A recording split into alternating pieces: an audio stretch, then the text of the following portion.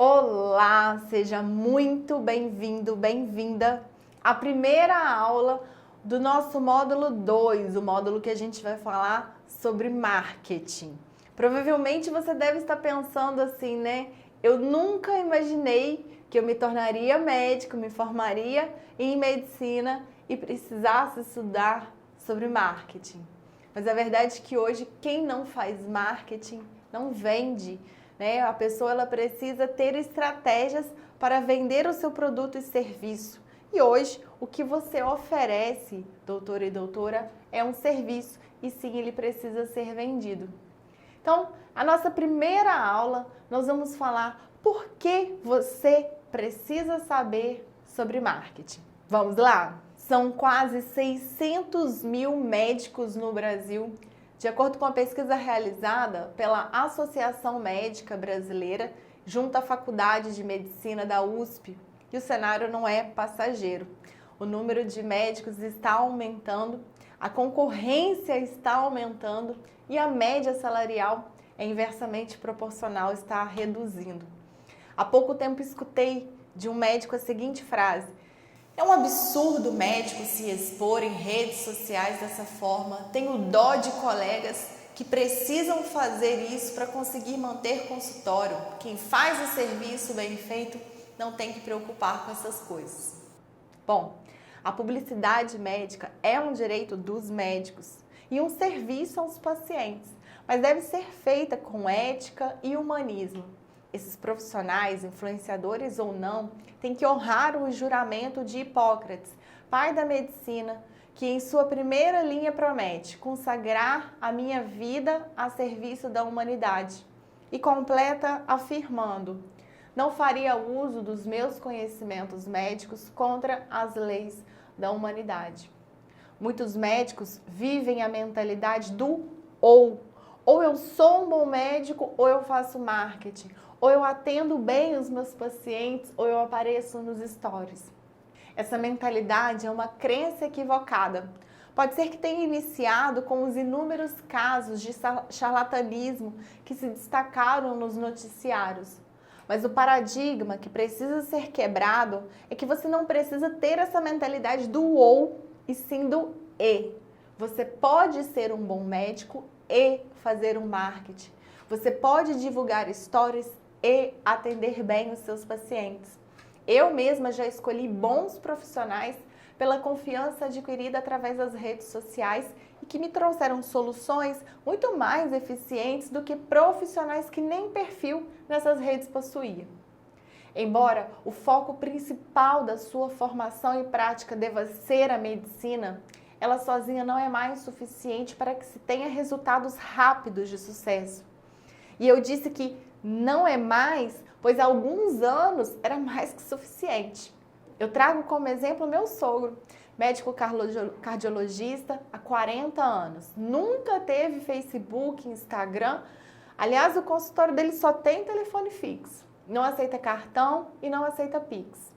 Possui a consulta de preço maior entre os médicos da mesma especialidade em nossa cidade e a agenda dele está sempre cheia. Isso porque quando ele chegou na cidade, há 40 anos atrás, era apenas ele mais um médico cardiologista que atendiam toda a região. Logo, ele não tinha uma concorrência e as pessoas precisaram se adaptar às condições que ele colocava. Só que essa não foi a realidade do filho dele, meu marido, por exemplo. Quando Pedro voltou para a cidade natal, formado e especializado, tinham mais de 15 médicos, 15 outros médicos com a mesma especialidade.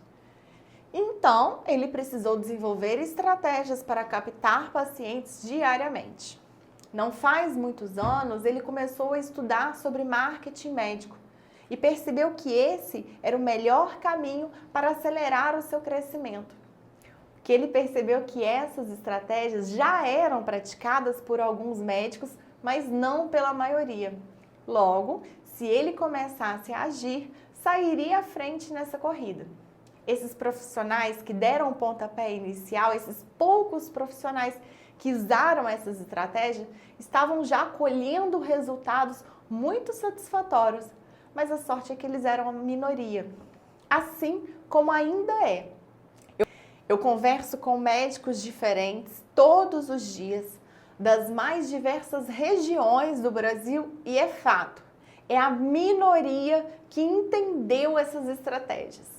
Claro, o médico cresce quando é um profissional competente, mas nesse caso dependeria aí do famoso marketing boca a boca, o que poderia levar muitos anos para acontecer.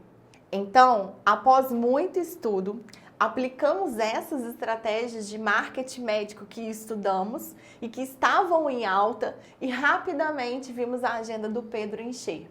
O que é melhor? Encher de pacientes particulares. E posso ser sincera, não tem nenhum bicho de 7 cabeças. Pedro nunca fez dancinhas ou algo do tipo no TikTok. Ele simplesmente aproveitou dos recursos já existentes no meio digital de forma inteligente e focou nos locais em que os possíveis pacientes buscavam por informações.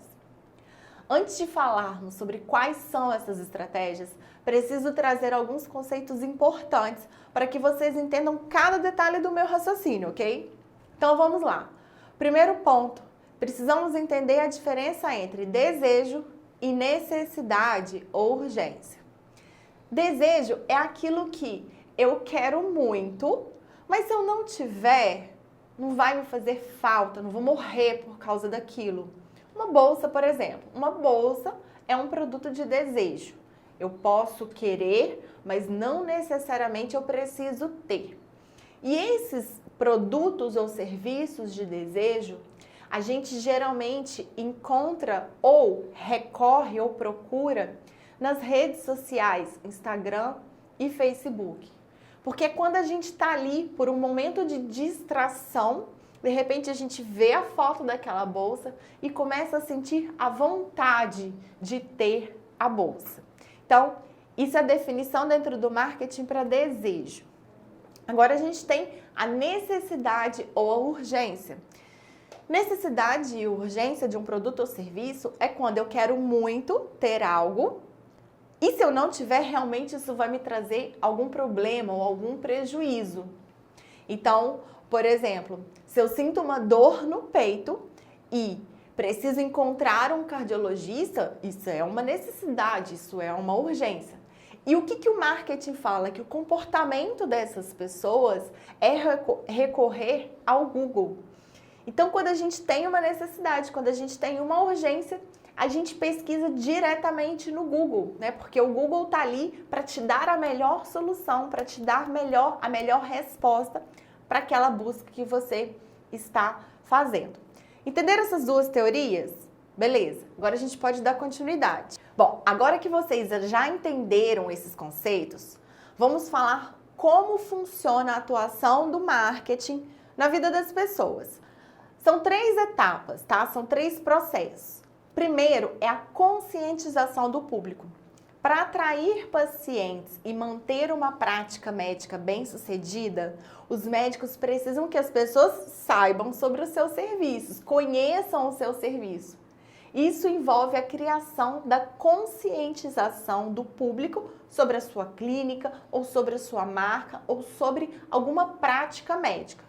Então, vamos trazer um exemplo aqui. Eu comecei a sentir uma dor no joelho e fui pesquisar no Instagram por ortopedistas que atuam na minha cidade. Encontrei 4 profissionais e comecei a segui-los no Instagram. Então, eu criei a consciência desses 4 profissionais. Aí a gente vai para a segunda etapa, que é a construção de autoridade. Um bom marketing pode ajudar os médicos a construir e manter uma autoridade sobre a sua área de atuação. Ao se tornar uma autoridade, você passa a ser referência. Isso fará com que as pessoas te escolham quando precisarem e até mesmo te indique quando alguém perguntar. Essa autoridade é construída a partir das informações que são apresentadas nos canais ou redes sociais. Então, voltando ao nosso exemplo, dos 4 médicos que eu comecei a seguir no Instagram, tem um que quase não posta nada. Então, logo, eu descartei. Tem outro que até posta algumas coisas, mas eu não consegui entender em que ele é especialista. Opa, descartei também. Os 2 que eu ainda estou considerando, eu percebi que tratam de joelho. Ótimo. Desses dois, tem o Dr. João, que todo dia posta foto de uma cirurgia. E tem o Dr. Pedro, que explica por que o joelho estala, fala como evitar lesões, compartilha os tratamentos que ele realiza, dá dicas de atividade física, conta casos de sucesso do seu consultório e eu acabo sentindo muito mais confiança nesse profissional. Então, eu vou partir para a terceira etapa, que é a minha decisão de compra. Quando a pessoa decide comprar o produto ou o serviço. No caso do médico, é comprar o serviço, que é marcar a consulta. Então, no exemplo que a gente trouxe, né, eu decidiria marcar a consulta com o Dr. Pedro, pela confiança e autoridade construída desde que eu comecei a segui-lo na rede social, ou seja, desde que eu tomei consciência da sua marca. E eu abro um parênteses aqui novamente para falar sobre a importância da capacitação e do treinamento, nesse caso da secretária, porque o paciente, ele faz contato com o consultório vindo do marketing, né? Você fez todo o marketing ali para que o possível paciente tenha consciência, você constrói a autoridade, ele chega basicamente pronto ali para a secretária, mas ela só converte se realmente ela for capacitada e treinada para isso. Bom, se você me pedisse para resumir o marketing em uma frase seria: fazer o telefone tocar. O marketing é o início do jogo, o início da jornada do paciente e por isso é tão importante usar todas as estratégias possíveis. Agora que você já sabe a definição e a diferença entre desejo e necessidade, agora que você já sabe as 3 etapas do marketing, ficará muito mais fácil de entender as estratégias que nós utilizamos aqui e que eu recomendo para todos os meus clientes. Na próxima aula, eu vou trazer quais são essas estratégias. Nós vamos falar sobre Instagram, Google, WhatsApp, tráfego pago, pois no dia a dia de hoje são as estratégias mais eficientes. Vamos para a próxima aula?